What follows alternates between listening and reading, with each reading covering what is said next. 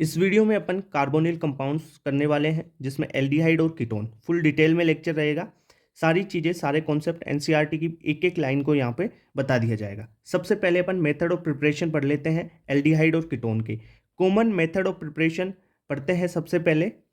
देखो, जो अगर अपन ऑक्सीडेशन करें एल्कोहल का, तो एल्कोहल के ऑक्सीडेशन से आपको एल्डिहाइड भी मिलेगा और कीटोन भी मिलेगा। एल्डिहाइड कब मिलेगा? जब प्राइमरी एल्कोहल यानी 1 डिग्री एल्कोहल को माइल्ड ऑक्सीडाइजिंग एजेंट से आप रिएक्ट करवाते हो तो उसका ऑक्सीडेशन होगा और वो एल्डिहाइड फॉर्म करेगा। ठीक है, स्ट्रॉन्ग ऑक्सीडाइजिंग एजेंट डाल दोगे तो क्या, ये तो कार्बोक्सिलिक एसिड में कन्वर्ट हो जाएगा। तो स्ट्रॉन्ग ऑक्सीडाइजिंग एजेंट नहीं डालना है प्राइमरी एल्कोहल में।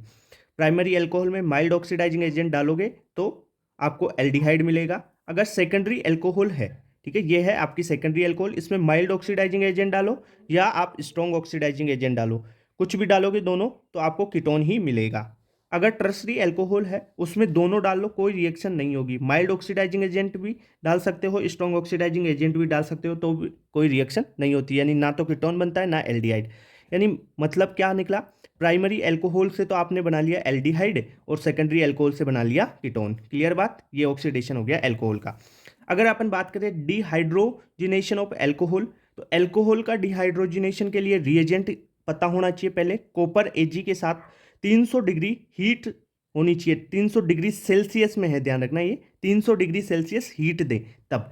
तो प्राइमरी एल्कोहल तो क्या बनाएगा, एल्डिहाइड, सेकेंडरी एल्कोहल बना लेगा कीटोन। जबकि जो टर्सरी एल्कोहल है ना, 3 डिग्री एल्कोहल, उसमें क्या होगा कि E2 रिएक्शन हो जाएगी। ठीक है, कॉपर और एजी में।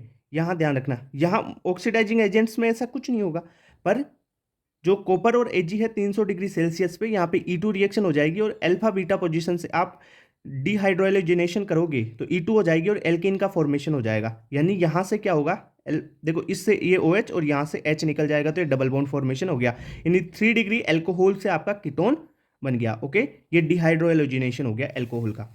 अगर अपन बात करें रिडक्टिव ओजोनोलाइसिस, तो इसमें रिएजेंट पता होना चाहिए। ओजोन के साथ CCl4 या जिंक मिला हुआ हो, जिंक प्लस H2O दे या Me2S दे आपको, ठीक है, ये दे दे, प्लस में O3, ओजोन तो होना चाहिए, है ना, तो ओजोनोलाइसिस होगा। और ओजोनोलाइसिस रिडक्टिव में आप क्या करो, इस डबल बॉन्ड को तोड़ो और दोनों तरफ ऑक्सीजन ऑक्सीजन दे दो। ठीक है, तो देखो, डबल बॉन्ड को तोड़ा, इधर ऑक्सीजन दे दिया, यानी कीटोन का फॉर्मेशन हो गया। अब अपन एक इंपॉर्टेंट रिएक्शन की बात कर लेते हैं, जो कुचरोव रिएक्शन है। ठीक है, कुचरोव रिएक्शन में हाइड्रेशन ऑफ एल्काइंस होता है। जो एल्काइंस है इनका हाइड्रेशन होगा। सबसे पहली बात, आपको रिएजेंट पता होना चाहिए कुचरोव रिएक्शन का। रिएजेंट क्या होगा, डाइल्यूट H2SO4 और HgSO4 डाइल्यूट। ठीक है, ये होना चाहिए। अब क्या होगा, इसके बाद में आपको क्या करना है, यहाँ पे H प्लस और OH माइनस का एडिशन करवा देना है। ठीक है, तो H प्लस वहां वहां पर जाएगा जहां पर हाइड्रोजन ज्यादा हो एल्किन में, और OH माइनस को वहां पर भेजना है जहां पर हाइड्रोजन की संख्या कम हो। तो OH माइनस हाइड्रोजन की संख्या यहाँ पे कम है, यहाँ पे चला जाएगा, और H प्लस जहां पे हाइड्रोजन ज्यादा है एल्किन के, तो यहाँ पर हाइड्रोजन एक है, यहाँ पे एक भी नहीं है तो एक भी नहीं है, वहां पे OH भेज दो, और जहां पर H है वहां पे कम H है, वहां पे हाइड्रोजन भेज दो, तो ये कंपाउंड बन गया। अब इसमें करवा दो आप टोटोमेरिज्म। टोटोमेरिज्म क्या करवाओगे, देखो, इस H को यहाँ पर भेजोगे और डबल बॉन्ड को यहाँ पे शिफ्ट करोगे। टोटोमेरिज्म डिटेल से बताई हुई है, डबल बॉन्ड को यहाँ पे शिफ्ट करो और OH को यहाँ पे करो, यानी 1-3 सिस्टम हो गया ना। तो RC डबल बॉन्ड OCH3, यानी ये आपका कीटोन का फॉर्मेशन हो गया। ठीक है, अब आप मेरे को ये चीज बताओगे, मैंने बहुत बार बताया एंटी मार्कोनिकोप और मार्कोनिकोप। देखो यहाँ पे कौन सा लगाया मैंने, जो OH है वो देखो जहां पर हाइड्रोजन कम है वहां पर भेजा, और H प्लस को वहां पे भेजा जहां पे हाइड्रोजन ज्यादा है। अब ये कौन से रूल के थ्रू किया, मार्कोनिकोव या एंटी मार्कोनिकोव, क्लियर बताना है आपको। ये तो हो गए कॉमन, देखो, कॉमन कार्बोनिल कंपाउंड यानी एल्डिहाइड और कीटोन के फॉर्मेशन की बातें, ये 4 रिएक्शंस। अब देखते हैं अपन special method of preparation of aldehyde, यानी इनसे आप एल्डिहाइड का ही फॉर्मेशन कर सकते हैं, कीटोन का नहीं। ठीक है, पहला है रोजेनमुंड रिएक्शन। रोजेनमुंड रिएक्शन में सबसे पहले आपको रिएजेंट पता होना चाहिए। रिएजेंट होगा लिंडलार कैटेलिस्ट। ठीक है, लिंडलार कैटेलिस्ट एक माइल्ड रिड्यूसिंग एजेंट होता है, और ये होता है H2 प्लस PdBSO4। जो BSO4 है ये एक पॉइजनस का काम करता है मेनली, ये चीज ध्यान रखना आप। ठीक है, और एल्किन्स वगैरह में इनमें लगाते हैं इनको ज्यादातर। तो यहां पर क्या होगा, रोजेन मोड में COCl जो है वो कन्वर्ट हो जाता है एल्डिहाइड ग्रुप में। ठीक है, COCl को किस में कन्वर्ट कर दिया, C डबल बॉन्ड OH में। रोजनमूड हो गया। स्टीफन में क्या करना है, स्टीफन में रिएजेंट होता है SnCl2 + 2HCl। ये क्या होगा, यहां से देखो ये एक बॉन्ड टूटेगा, इमीन का फॉर्मेशन होगा, इमीन का हाइड्रोलिसिस करवाएंगे तो क्या बन जाएगा, एल्डिहाइड बन जाएगा। यानी देखो यहां से तोड़ा, रिडक्शन किया तो डबल बॉन्ड फॉर्मेशन हो गया, इमीन हो गया। इमीन का हाइड्रोलिसिस करवाएगा तो ये डबल बॉन्ड यहाँ से तोड़ो, सीधा ट्रिक बता रहा हूँ, यहाँ से इसको तोड़ो और ऑक्सीजन दे दो, ठीक है, यहाँ पे ऑक्सीजन दे दो तो CHO बन जाएगा। क्लियर बात, ओके। अब बात करें डाई आइसोब्यूटाइल एल्युमिनियम हाइड्राइड की, तो इसकी स्ट्रक्चर कुछ ऐसी होती है, देखो ये हो गया आइसोब्यूटाइल ग्रुप, ये आइसोब्यूटाइल, दो आइसोब्यूटाइल ग्रुप एल्युमिनियम के साथ हाइड्रोजन लगा हुआ है, ये क्या हाइड्राइड देता है, ठीक है, और फिर रिड्यूसिंग एजेंट का काम करता है, हाइड्राइड देगा फिर रिड्यूस करवाता है। तो देखो RC ट्रिपल बॉन्ड N है, उसको ये किस में कन्वर्ट कर देता है, RCHO एल्डिहाइड में कन्वर्ट कर देता है। ये एस्टर को भी रिड्यूस करता है, देखो साइनाइड को तो रिड्यूस करता है, साथ में एस्टर को भी रिड्यूस करता है, पर एल्कीन है ना, डबल बॉन्ड को ये रिड्यूस नहीं करता है, ठीक है, ओके। अब बात करते हैं इटार्ड रिएक्शन की। इटार्ड रिएक्शन में ये टोलुइन है, इसकी रिएक्शन CrO2Cl2 जो क्रोमिल क्लोराइड है। देखो साल्ट एनालिसिस में मैंने बताया था ये चीज़, और बहुत बार क्वेश्चन में बता चुका कि जो क्रोमिल क्लोराइड है वो साल्ट एनालिसिस में भी यूज होता है आपका। इसकी रिएक्शन टोलुइन के साथ करवाओगे तो क्रोमियम कॉम्प्लेक्स एक इंटरमीडिएट बनेगा, तो क्रोमियम कॉम्प्लेक्स बना, इसके हाइड्रोलिसिस फर्दर करवाओगे तो एल्डिहाइड का फॉर्मेशन हो जाता है, यानी टोलुइन से एल्डिहाइड बन गया क्रोमियम क्लोराइड से। ये होगी इटार्ड रिएक्शन। अब अपन बात करें कि जो इटार्ड रिएक्शन है ना, SI एक और रिएजेंट होता है, जो क्रोमिल क्लोराइड है ना, SI एक रिएजेंट और होता है CH3CO2O, ठीक है, एनहाइड्राइड जैसा। तो ये क्या काम करता है, 0 से 10 डिग्री सेल्सियस पे ये भी वही इटार्ड जो फॉर्मेशन करता है ना एल्डिहाइड का, वैसा ही फॉर्मेशन कर देता है। इसमें जो कॉम्प्लेक्स बनता है इंटरमीडिएट वो benzal diacetate, benzal diacetate बनता है, ठीक है, ये बनेगा देखो CHO COCH3 यानी बेंजल, ये ग्रुप हो गया बेंजल डाई एसिटेट, ठीक है, ये डाई एसिटेट हो गया, ओके। तो इसका फर्दर हाइड्रोलिसिस से एल्डिहाइड का फॉर्मेशन होता है। अगर अपन बात करें साइड चेन ऑक्सीडेशन की, तो साइड चेन ऑक्सीडेशन में क्या होगा, ये CH3 ग्रुप है, अगर यहां पर आप क्या करो Cl2 और H न्यू डाल दो, Cl2 और H न्यू डाल दोगे लाइट की प्रेजेंस में, तो क्या करेगा, यहाँ से CH3 है ना, वहाँ पे Cl जुड़ जाएगा, तो Cl जोड़ दिया। अगर फर्दर इसका एक्वस मीडियम में, आप बेसिक मीडियम में हाइड्रोलिसिस करवाते हो तो क्या होगा, यहाँ से दोनों Cl हटेंगे और ऑक्सीजन आ जाएगा, तो क्या होगा, CHO एल्डिहाइड का फॉर्मेशन हो गया। अब यहाँ पर देखो कुछ बोलेंगे कि सर 1 मोल ले लिया Cl2, 2 मोल ले लिया, वो रिएक्शन भी आगे बताने वाला हूँ, ठीक है मैं। अब अपन एक बात और कर लेते हैं गाटरमान कोच रिएक्शन की। देखो गाटरमान रिएक्शन अलग है, गाटरमान कोच रिएक्शन अलग है। गाटरमान कोच रिएक्शन में क्या होता है कि जो बेंजीन है उसकी रिएक्शन एनहाइड्रस AlCl3 की प्रेजेंस में अपन करवाते हैं CO + HCl से, तो ये आपको एल्डिहाइड ग्रुप यहाँ पे बेंजीन पे जोड़ देता है CHO ग्रुप, ठीक है, ये इलेक्ट्रोफिलिक सब्स्टिट्यूशन रिएक्शन है ये, ठीक है, गाटरमान कोच रिएक्शन। इतनी बात हो गई। तो मैंने ये method of preparation of aldehyde है, ये एल्डिहाइड के मेथड ऑफ प्रिपरेशन है सारे, ये सारे बता दिए, ठीक है। पहले बताए थे आपको जो कॉमन मेथड है, यानी कार्बोनिल कंपाउंड के एल्डिहाइड और कीटोन दोनों इनसे बना सकते हैं, इनसे केवल एल्डिहाइड का ही फॉर्मेशन कर सकते हैं, ओके। तो इसके बाद में अपन क्या देखेंगे, जो कीटोन के मेथड है वो देखने वाले हैं, ठीक है।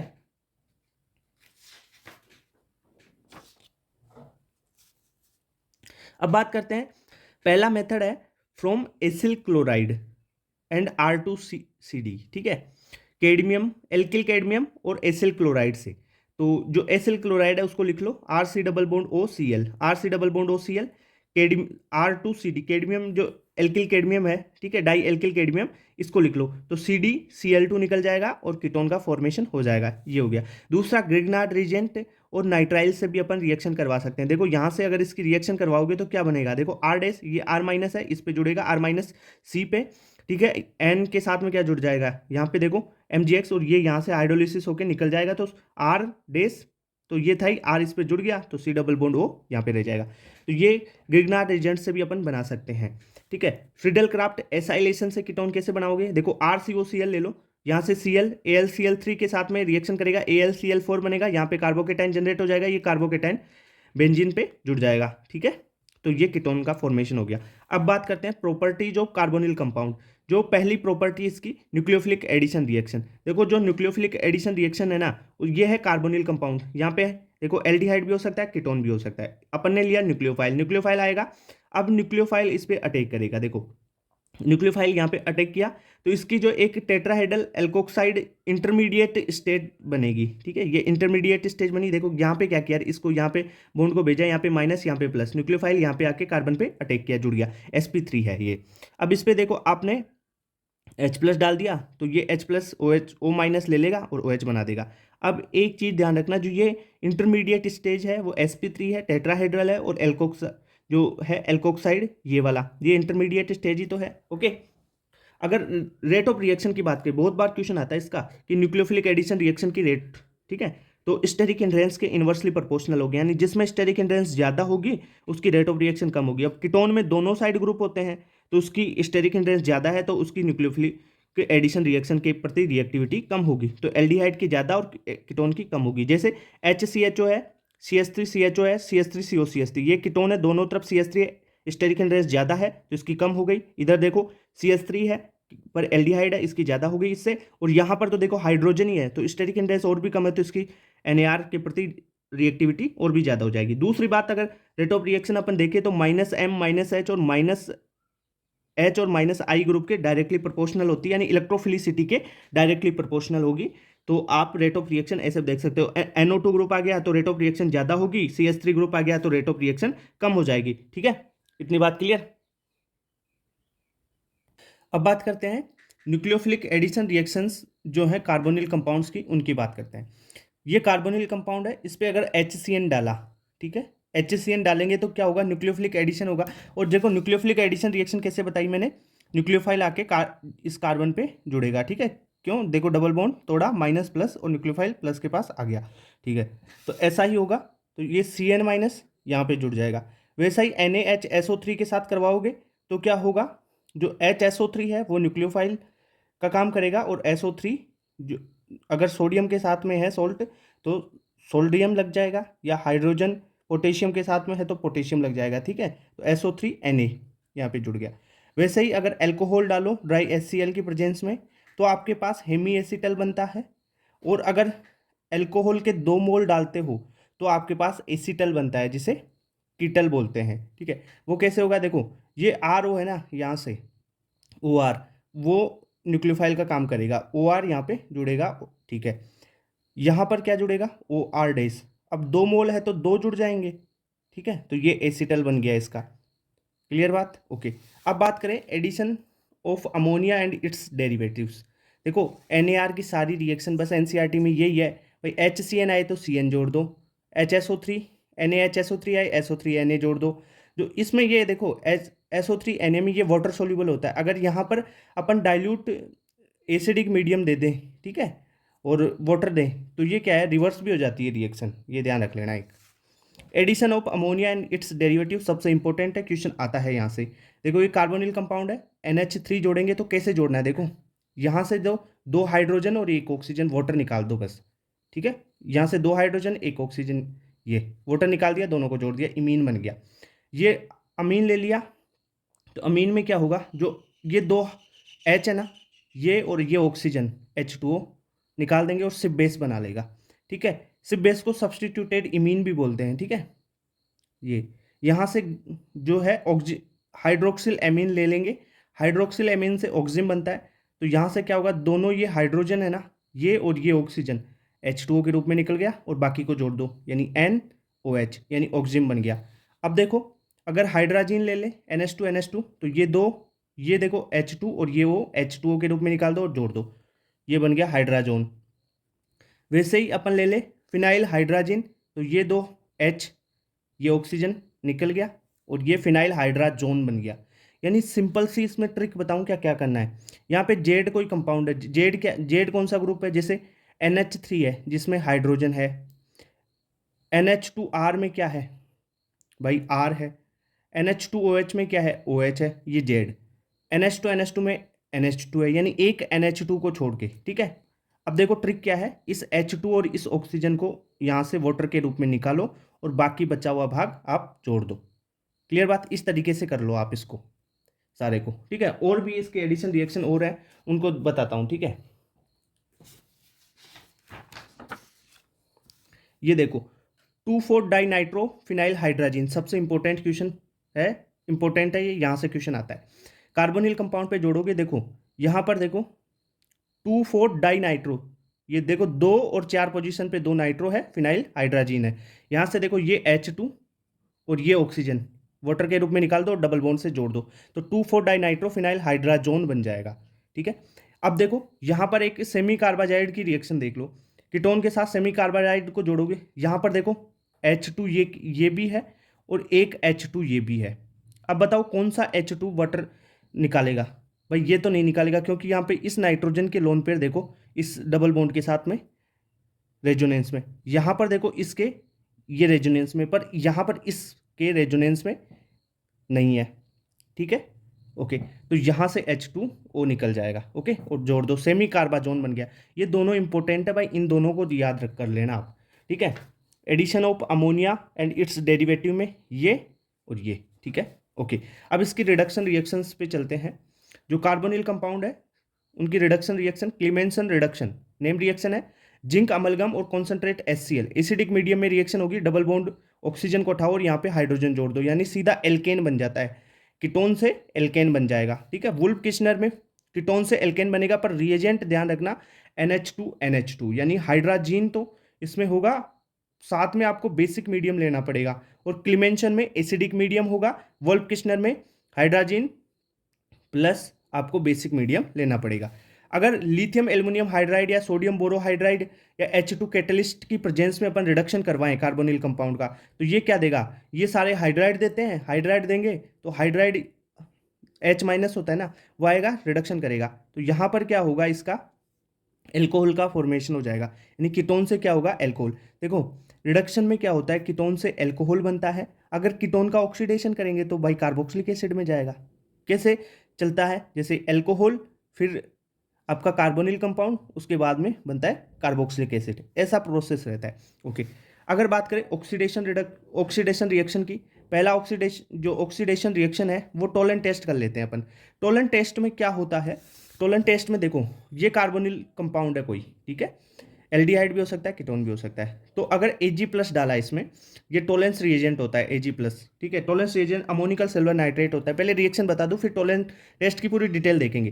तो इसमें क्या होगा, इसका कार्बोक्सिलिक एसिड में इसको ऑक्सीडाइज कर देगा, यानी कीटोन को किस में कर दिया, कीटोन या एल्डिहाइड को किस में कन्वर्ट कर देगा, कार्बोक्सिलिक एसिड के सोल्ट में। ठीक है, अगर K+ है तो K+ आ जाएगा, सोडियम है तो सोडियम प्लस आ जाएगा। ठीक है, और देखो Ag+ को Ag में, यानी Ag का रिडक्शन कर दिया, Ag+ को Ag में, जो Ag है PPT के रूप में, AgCl या जो भी है अपन ने लिया उसका PPT बन जाएगा। अब मेन चीज आपका क्वेश्चन कहाँ से आता है? क्वेश्चन आता है कि टोलेंट टेस्ट में रिएजेंट क्या होता है, तो अमोनिकल सिल्वर नाइट्रेट इसका रिएजेंट होता है, AgNO3 + NH4OH को मिला के ये बनाते हैं। ठीक है, अब सबसे इंपॉर्टेंट क्वेश्चन है कि कौन टोलेंट टेस्ट देता है?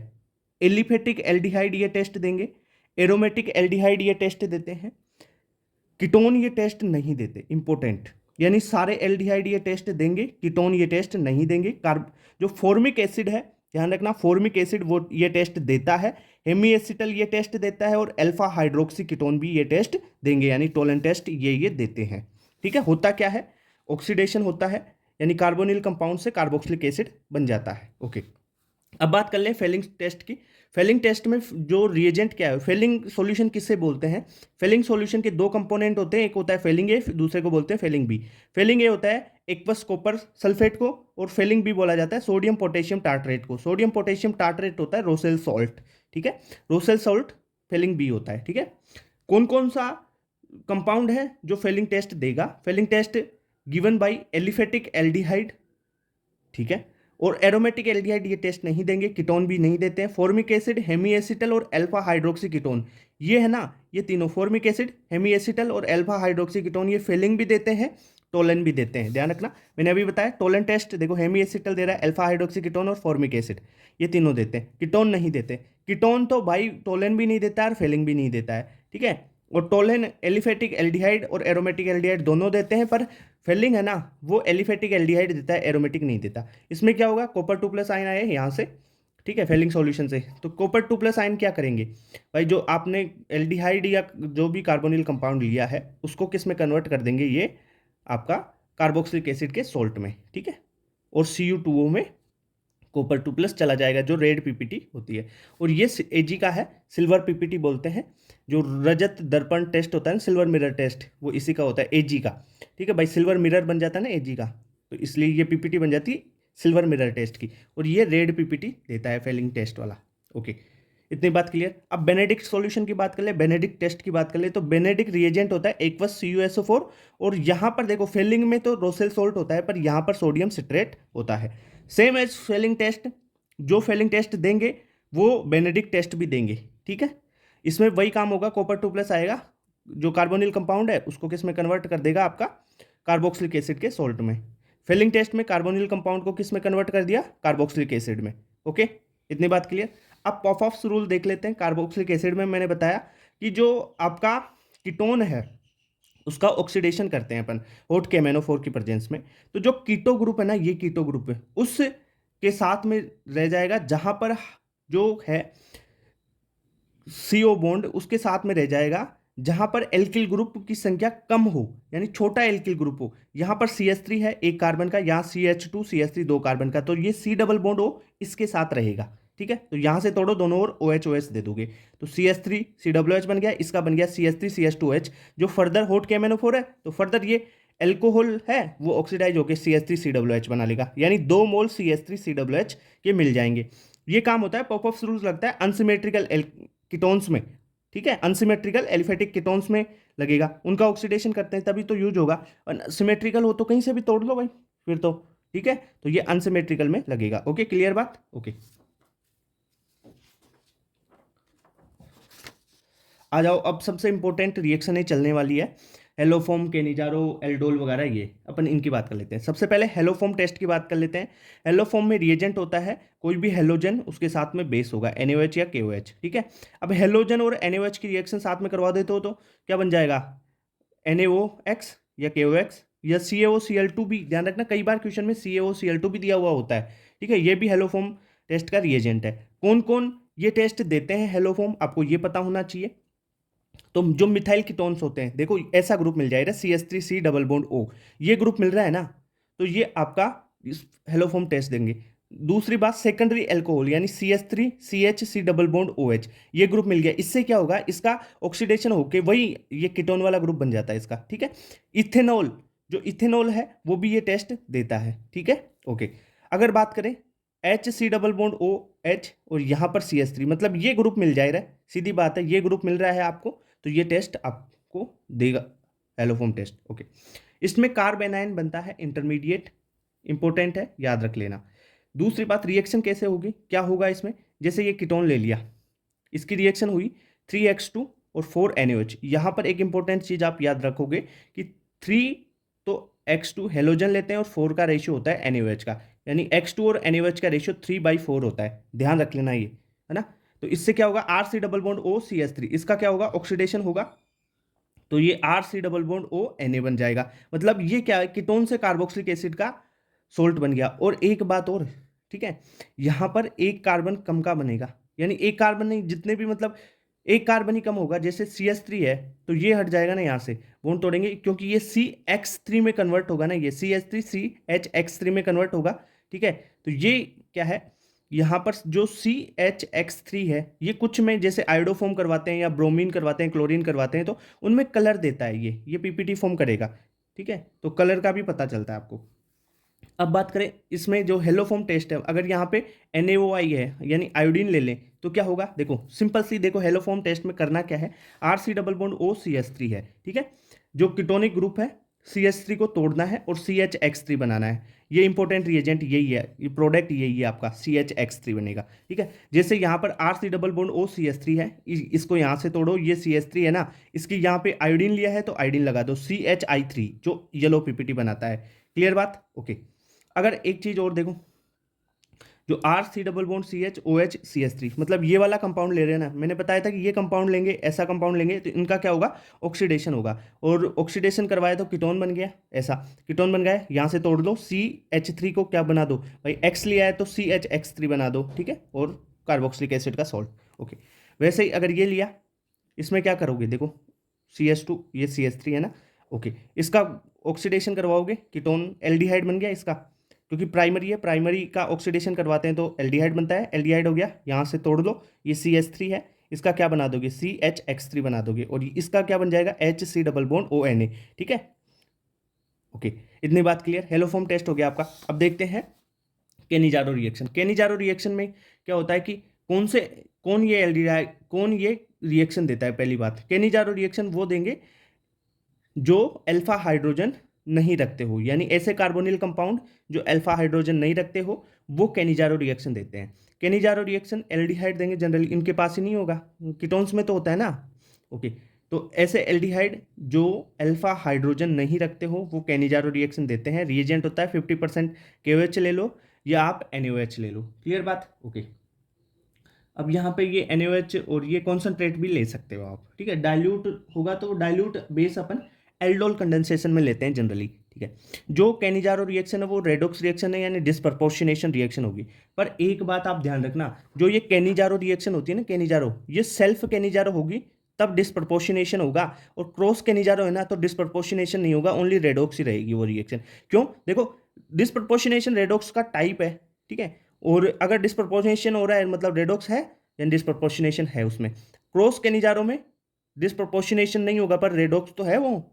ओके, इतनी बात क्लियर। होता क्या है इसमें, देखो मान लो ये आपका एल्डिहाइड है, ठीक है। ओके, इसका क्या करवाना है, एक बार ऑक्सीडेशन करवाओ एक बार रिडक्शन करवाओ। एल्डिहाइड के ऑक्सीडेशन से बनता है कार्बोक्सिलिक एसिड, और जो रिडक्शन है उससे बनता है एल्कोहल। तो बना लो भाई, कॉन्सेंट्रेट KOH डाला, तो देखो इसका ऑक्सीडेशन करवाया तो ये देखो कार्बोक्सिलिक एसिड का सोल्ट बन गया, और यहाँ पर इसका रिडक्शन करवाएगा तो क्या बन गया, एल्कोहल बन गया, ठीक है। ऐसा करवाना है केनिजारो में। इसके 2 मोल ले लो जो मिल रहा है उसका, एक बार ऑक्सीडेशन करवा दो और एक बार रिडक्शन करवा दो, सिंपल सी बात होगी। ओके, इतनी बात क्लियर। दूसरी बात इसमें आप देख लो कि जो हाइड्राइड है H- हाइड्राइड का ट्रांसफर रेट डिटरमाइनिंग स्टेप होती है, पर है ना, पर इसमें जो H+ और H- है ना, दोनों टाइप का ट्रांसफर होता है, हाइड्राइड का भी और H+ का, प्रोटोन का भी। ओके, इतनी बात क्लियर। अब देखते हैं क्रॉस केनिजारो के बारे में। जो क्रॉस केनिजारो रिएक्शन है ना, वो पहली बात तो ये डिस्प्रपोर्शनेशन रिएक्शन नहीं होगी, सेल्फ केनिजारो ही डिस्प्रपोर्शनेशन रिएक्शन होती है, ठीक है। ओके, इतनी बात क्लियर। अब देखो क्रॉस केनिजारो में क्या होगा, जो क्रॉस केनिजारो है ना उसमें आपको एक ले लिया और दूसरा ले लिया, यानी 2 रिएजेंट मिलेंगे जिनमें अल्फा हाइड्रोजन, देखो यहाँ पे कोई कार्बन, दूसरा कार्बन है नहीं, अल्फा हाइड्रोजन नहीं है पीएच के पास। यहाँ देखो इसके पास में ये कार्बन होगा और पीएच के पास में अल्फा हाइड्रोजन नहीं होगा, इसके पास नहीं है, अल्फा हाइड्रोजन नहीं है ना। ओके, क्लियर बात इतनी। तो ये केनिजारो देंगे। अब देखो क्रॉस केनिजारो में आपको क्या ध्यान रखना पड़ेगा, एक बात ध्यान रखनी पड़ेगी कि एक अपन ने क्या करवाया था केनिजारो में, एक का ऑक्सीडेशन एक का रिडक्शन। अब किसका रिडक्शन होगा किसका ऑक्सीडेशन होगा वो डिपेंड करेगा न्यूक्लियोफिलिक एडिशन रिएक्शन की रेट पे, ठीक है। ऑक्सीडेशन उसका होगा जो फास्ट NAR देगा, फास्ट NAR रिएक्शन होगी उसका ऑक्सीडेशन होगा, यानी एसिड उसका बनेगा।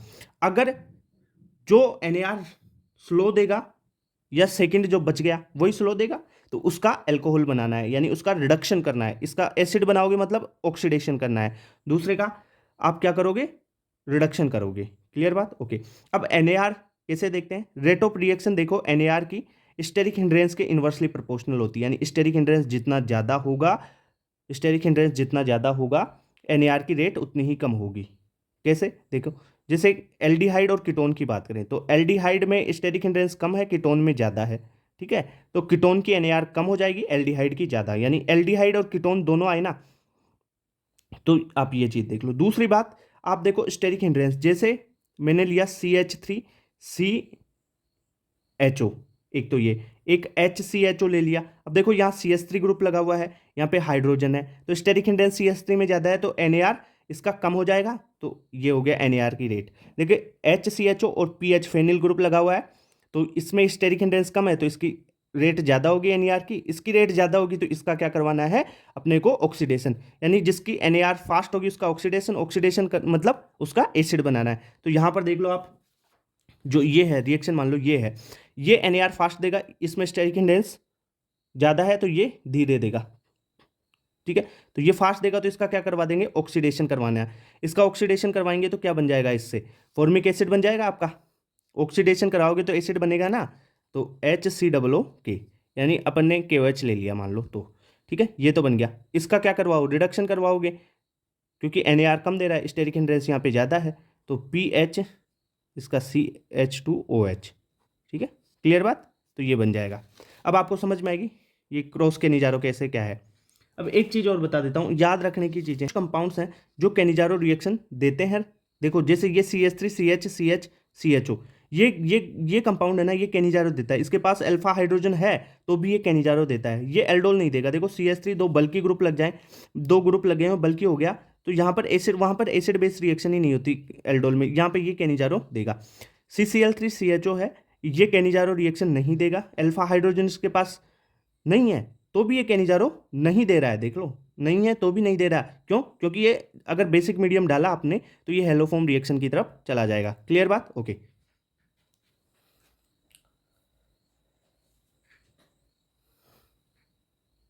एल्डोल कंडेंसेशन की, एल्डोल कंडेंसेशन ऐसे कार्बोनिल कंपाउंड देंगे जिनके पास अल्फा हाइड्रोजन प्रेजेंट होना चाहिए। इसका रिएजेंट क्या होगा, डाइल्यूट बेस होगा, जैसे NaOH डाइल्यूट हो गया, KOH हो गया, BaOH2 हो गया, K2CO3, Na2CO3, ये सारे जो डाइल्यूट बेस हैं ये एल्डोल कंडेंसेशन देते हैं। ठीक है, इसमें रिएक्शन कैसे करवानी है, मान लो ये कार्बोनिल कंपाउंड लिया जिसके पास में देखो तीन तीन अल्फा हाइड्रोजन है, ये क्या करेगा, डाइल्यूट KOH के साथ में रिएक्शन करेगा, बीटा हाइड्रोक्सी कार्बोनिल कंपाउंड बनाएगा, इससे क्या बन जाएगा, कंडेंसेशन होके alpha beta unsaturated carbonyl compound बन जाएगा। सर ये कैसे बना, क्या बना, वो सारी चीज़ें बताऊंगा, देखो ट्रिक भी बताऊंगा, सब चीज़ें सिखा दूंगा मैं। इसमें एक चीज़ आप याद रख लेना कि इसमें कार्बेनाइन का जो फॉर्मेशन होता है वो RDS होता है, रेट डिटरमाइनिंग स्टेप होता है। Okay okay. और कहने जा रहा हूँ, मैंने क्या बताया था कि जो H माइनस है, हाइड्राइड ट्रांसफर है, वो रेट डिटरमाइनिंग होता है। अब देखो ट्रिक सीखो, कैसे प्रोडक्ट बनाना है आपको। ये लिया, यहाँ पे समझा देता हूँ इसको, जैसे CH3, इसके 2 मोल ले लिए ना आपने, CH3